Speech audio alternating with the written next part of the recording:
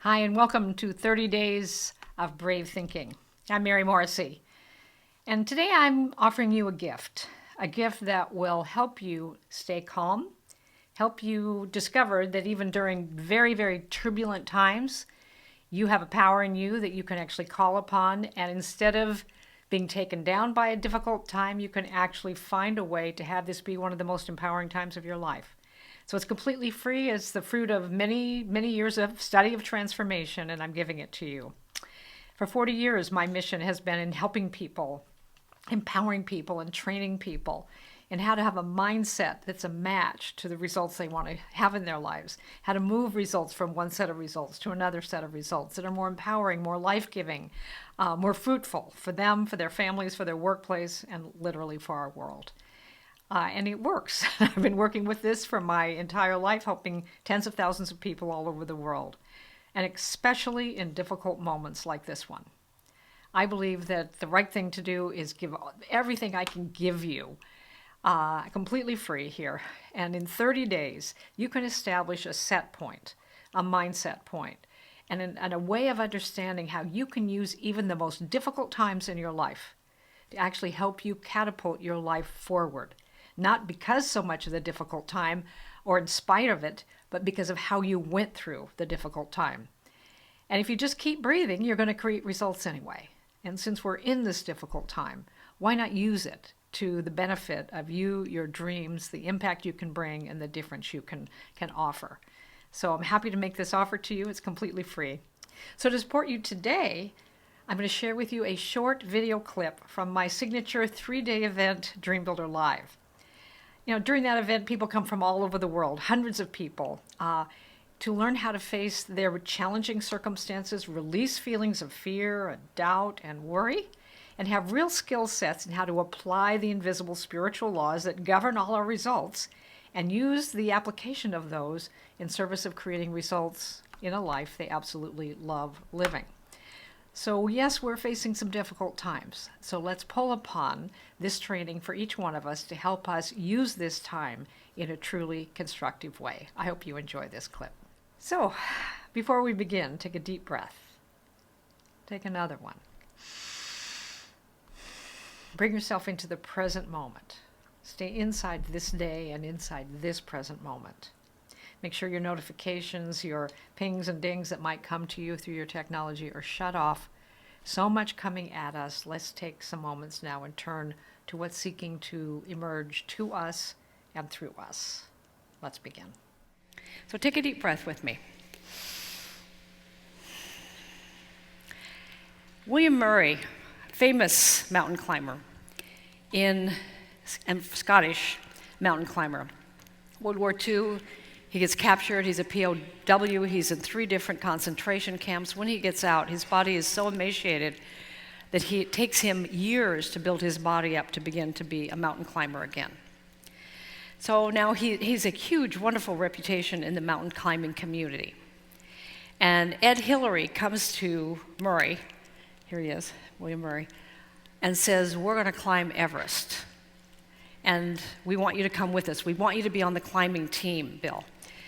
And Bill Murray says to him, well, how much is it? How much does it cost? Because each climber has to raise their own money or have their own money in order to go on the climbing expedition.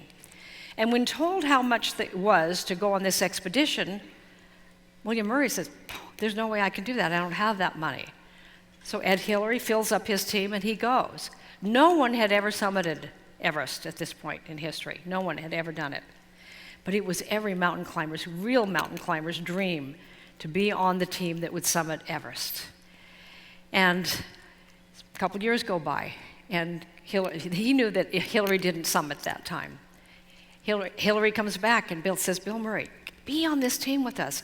We didn't summit her, but we learned a lot. And I think we found another way we can get to the top. Come with us on this. He asked the same question, how much is it? And when told the number, again he was told the number, and he said, I can't do that. I don't have that kind of money. So Hillary fills up his team with other climbers, and they go. And they have an incredible adventure. They don't make it to the summit. But then a couple years later, Hillary comes one more time, the third time, and he says, listen, I know we're going to summit her this time. We're going to summit her this time. And one way I know is when I got off Everest last time, I turned and I put my fist up in the air and I said, listen, I will summit you because you're not getting any bigger and I am. And he said, we learned a lot about this. And he says, come with us, come with us. And Edmund Hillary said it took all his wherewithal to change the question he was asking. And instead of thinking about the whole amount, he asked, what's the deposit? And when told the deposit, he had enough money to put the deposit down. He put the deposit down. And he would write in his book later that putting the deposit down looked like a small thing. It looked almost like hardly anything had happened.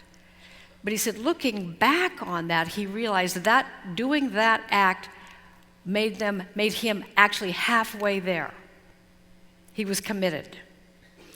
He was not wishy-washy. Maybe I won't. He was committed.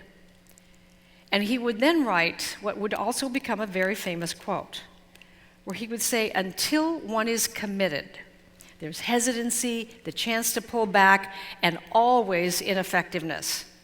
Concerning all acts of initiative and creation, all acts of initiative and creation, there's one elementary truth, the ignorance of which kills countless plans, countless ideas and splendid plans. You have a splendid plan for your life. It's your dream.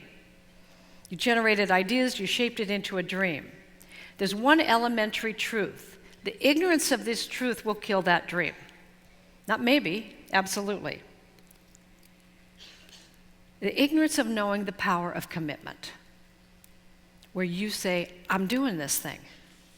Do it with me in a program, do it with somebody else in a program, or try to do it on your own. But know this, your own thinking, if that had produced the result, you'd have it. And when you think, I am going to do this. I don't care that I have paradigms. I don't care that there's a pull of the ocean. I am going to do this. And you set out to do it. Doing it from willpower. Willpower is the least of the powers you have. It's an early, poorly developed sense of what real will is. Willpower. Willpower is like taking a great big rubber beach ball, the kind you blow up, but big one. And you get in the pool and you say, I'm going to keep this paradigm down. It is not going to affect me. I'm going to do the thing I want to do anyway. And you refuse to respond to that paradigm. You can do it for a while. But hold that down with the pull of it seeking to pop out again. Hold it down for a while, and eventually it will pop up, either because you got tired or you got distracted. And it will pull you back. You have to override that power with a different kind of power. Until one is committed, there's hesitancy. Many of you in this room feel that hesitancy in you. You know it's there. The chance to draw back, which produces ineffectiveness. You'll have had a dream, but you won't have it be your life. There's one elementary truth. The ignorance of this kills countless ideas and splendid plans. That the moment one definitely commits oneself, here's the truth, the moment one definitely commits oneself, providence moves too. There are issues.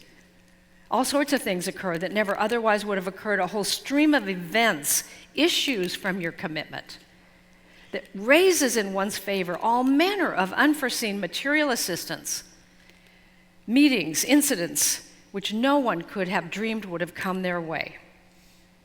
A car drives up out of the blue who's got financing for you. Client after client tell their story of things that occurred because they got committed. I'm doing this thing. I have no idea how it's all going to work out, but I'm going to put my deposit down. I'm going to say yes for my dream. And that you issue the pull and the force of another power in your life. I learned this, he said, until one is committed, there's hesitancy, the chance to pull back, and always ineffectiveness. Concerning all acts of whether your dream will come true or not, splendid ideas, great plans. The ignorance of this elementary fact of truth will kill your dream. That the moment one definitely commits oneself, That's when providence, that's when your higher power kicks in, because you're no longer hesitant. I'm doing this thing. The moment one definitely commits oneself, then providence moves to all sorts of things come and occur to help one that never otherwise would have occurred. A whole stream of events issues from that decision, raising in one's favor all manner of unforeseen incidents, meetings, and material assistance, which no one could have dreamed would have come their way. And then he says, I have learned great respect for one of Goethe's couplets. Whatever you can do or dream you can, begin it. You were given an opportunity today to begin it with me, to let me help you, to let me support you, to let me mentor you. Because if you begin it, boldness and genius and power and magic are in that. And let's unleash that. So take a breath with me. And we're going to conclude day 2 of DreamBuilder Live this way. You've had Time Machine 2.0. You painted your dream on the screen of another person's life, and they reflected it back to you, and you sharpened that dream for yourself and also for them. You did that not once, you did that twice. You have learned many things today.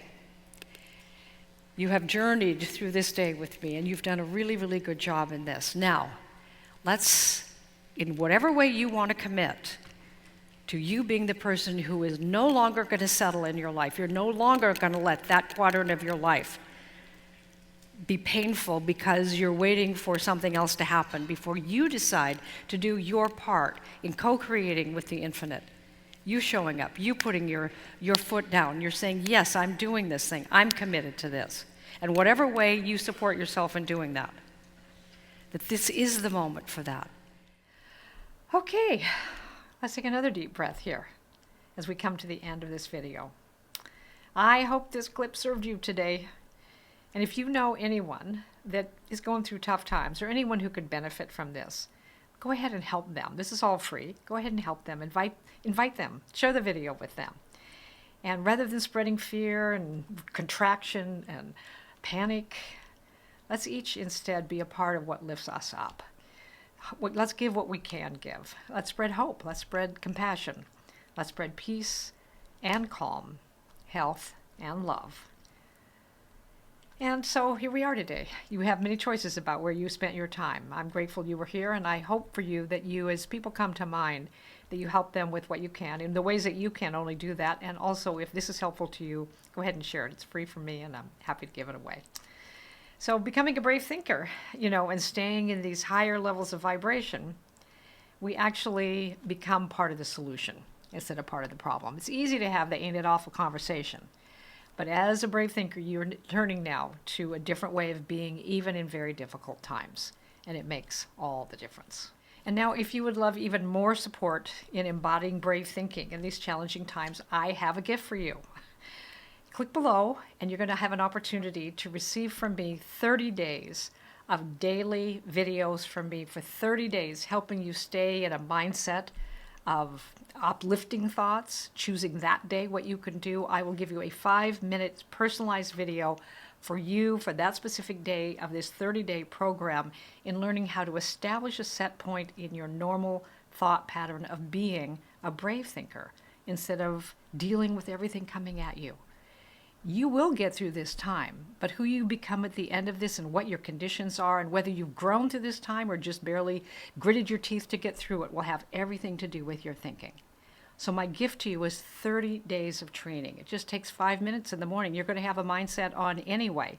You don't get to not think. Why not think from a vibration that actually takes you where you want to go instead of just barely getting by and reacting to the circumstances we have? So for the next 30 days, I'll send you a 3 to 5 minute video, simple, highly effective steps that you can apply that day to making that day the best day you can have, even in the midst of difficult times. There's no sales pitch in this. There's no hook. It's just a gift from me. And I'm happy to do it at this time particularly. So it's something I've been helping clients with for many, many decades. And I'm just giving it away now. So I'm happy to do that, and I hope you will avail yourself of it. And then if you want to give it to somebody else, feel free to do that right now. That's what we're doing. So, and you can leave any question you want in the comment section below. So I love hearing from you.